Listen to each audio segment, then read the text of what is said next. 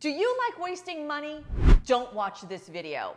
But if you want to make some money, we're going to show you the 7 mistakes people make when trying to stage their home for sale.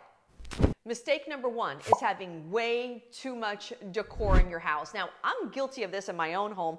I am a maximalist. But when you're trying to sell your house, you want to be a minimalist. The more empty it looks, the better it is for the buyer. Why? Because then that buyer can visualize their own items in your kitchen, in your living room, in your master bedroom. They want to visualize their things in there and not be bogged down with looking at what the heck is going on in Jackie's living room. Mistake number 2 is having too many rugs. I'm sure you've been in a house where they've had several rugs everywhere, runners here, bath mats, the little germ collector thing in front of the toilet. You don't want that. You get rid of those rugs. You want to see the floor. If the floor is nice, showcase the floor.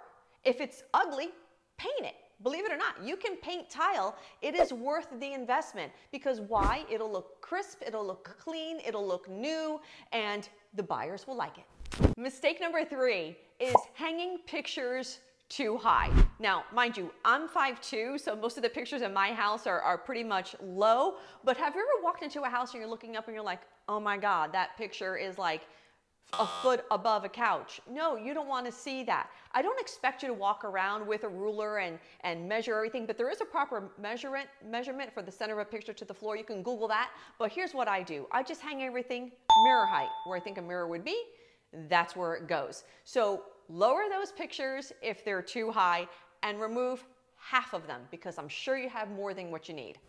I need to ask you a favor.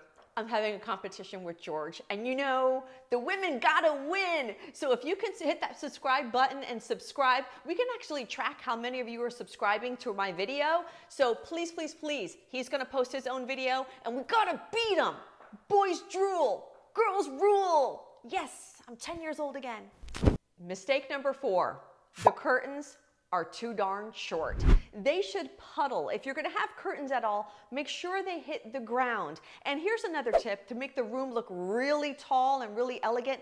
Hang those curtain rods as high as possible. Yes, I know you're probably gonna have to go out and buy new curtains to make sure they puddle, but it is worth the investment because staging is really styling and you want everything to look elegant. And elegance, nothing exudes elegance more than a nice tall ceiling with a curtain that just puddles on the floor.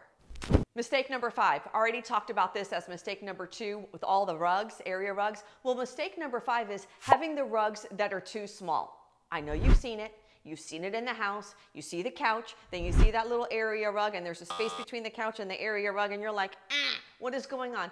No, you don't want that. It has to fit the space. So the area rug should go under the couch or at least under the legs of the couch, or it should fit around the dining room table. So where you pull out your chair is still on the rug. You don't want that chair teetering on the edge there. So that's another big mistake, is having those rugs that are just too small for the space.